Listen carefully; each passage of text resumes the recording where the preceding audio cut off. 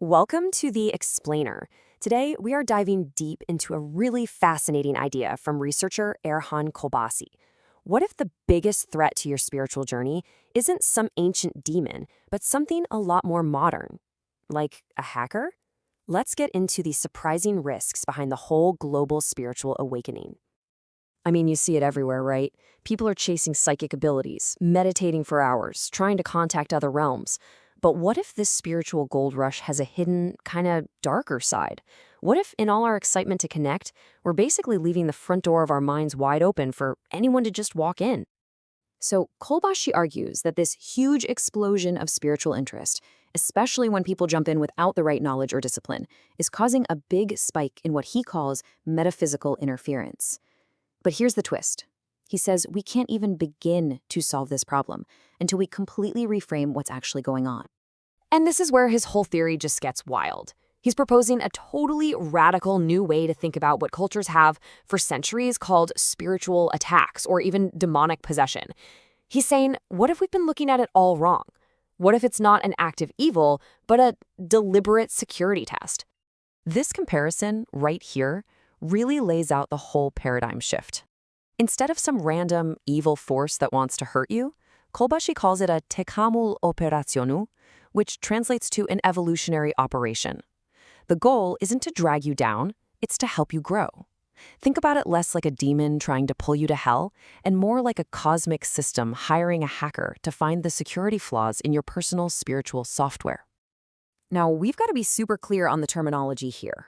When Kolbashi uses this word obsession, he is not talking about the psychological condition OCD, okay? He's referring to a very specific metaphysical dynamic, an external, non-physical entity, which he calls an obsidor, trying to influence a living person, the obsede. This is honestly the perfect analogy. The obsessor isn't some all-powerful evil. It's more like a low-level soul, kind of stuck between worlds, and it's drawn to our spiritual vulnerabilities. The universe, in this model, allows this to happen to show us where our firewalls are weak. They are literally the hackers pointing out our open ports. So the big question is, how does this hacker even get in? Well, it all comes down to a fundamental cosmic principle Kolbashi calls the sympathization yasasa, or the law of sympathy. And it's so simple. Like attracts like. A low-frequency entity can only connect with you if you, the target, are broadcasting on a similar frequency. Your fear, your spiritual ego, that anger you haven't dealt with, that's the signal they lock onto. It's like they can only tune into your radio station if you're already playing their kind of music. Okay, so the connection needs a matching low frequency. How in the world does this hacker trick us into lowering our own vibration? Well, it's clever. It exploits the one vulnerability we so often mistake for a strength, our own ego. Now get this. The primary way in isn't through fear. It's through flattery. The obsuder doesn't start by scaring you. It starts by telling you how special you are. It just feeds you ego with these grand promises, making you feel like you're the chosen one, you're unique, you're superior. And this tactic is brilliant because it isolates you. It makes you distrust anyone who might come along and offer some rational, grounding advice. So this is absolutely crucial. You have to learn to tell the difference, to discern the source of the information you might be getting. A real high-level guide wants to empower you. They respect your free will, they'll offer wisdom and then step back. An obsessor, on the other hand, wants to control you. It creates dependency, it gives you secret formulas, it demands that you obey, and it leaves you feeling special, sure, but also completely alone. And this is where that ego trap gets really dangerous, when it comes to the chase for psychic abilities. You know, in the spiritual community, these powers are often seen as the ultimate prize, the final goal. But Kolbashi argues this is a profound and, frankly, a very dangerous misunderstanding. I love this quote because it just cuts right to the heart of it.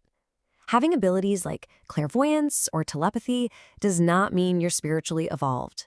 It's not some trophy that proves you're enlightened. According to Kolbashi, they're just tools, They're assigned to certain people for a specific life plan. Just like one person is born a great musician and another is born a brilliant engineer. And that kind of gives you a hint as to why these abilities aren't everywhere. Kolbashi's framework suggests that giving our current collective consciousness, which, let's be honest, is still working through a lot of ego and conflict, these kinds of powers, yeah, it'd be like handing a toddler a loaded gun. We are just not mature enough to handle them responsibly. Not yet. So if they're not a sign of being super evolved, then why do they exist at all? What's the point? Well, Kolbashi suggests their whole purpose is to act as a living, breathing trailer, like a proof of concept. They're here to show the rest of us that reality is so much bigger than our five senses, and they act as a catalyst to get us to ask questions, to explore, and to search for a deeper truth. So, okay, if these external influences are just hackers testing our system, how do we actually build a better defense?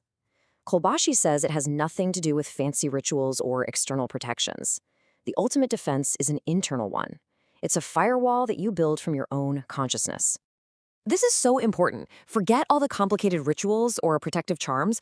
Kolbashi states very clearly that the most powerful shield you will ever have is your own internal state. A consistently positive, high-frequency state of mind creates an energetic field that these low-vibration entities, they just can't get through. And that brings us to the practical how-to. These are the 3 pillars for building an impenetrable spiritual firewall. And these aren't just, nice ideas. They're actual frequency tools. Positive thought, unconditional love, and a strong, informed will. These things raise your personal vibration so high that you no longer have that sympathetic resonance with those low-frequency entities. The hacker literally can't find a port to connect to. Okay, so now things get even bigger. Kolbashi takes this powerful idea of a spiritual security test, and he scales it way, way up, from the individual to an entire collective. And he applies his framework with a really fascinating focus on the people of Anatolia, which is modern-day Turkey. He says the constant social, political, and economic challenges faced in that part of the world, it's not a curse. It's not a punishment. It's an advanced, high-intensity spiritual training ground. Souls who choose to be born there, he argues, are not looking for an easy ride. They are courageous souls who have literally signed up for commando school to achieve rapid evolution. And what's the purpose of all this intense training? It's to create immense pressure, the kind of pressure that forces people to get over their divisions, political, social, whatever. The ultimate mission, he says, is encoded in the land itself, to forge a powerful unity consciousness, and then demonstrate it as a model for the rest of the world. The struggle is actually the catalyst. At the end of the day, this whole framework offers just a profound shift in how we see adversity.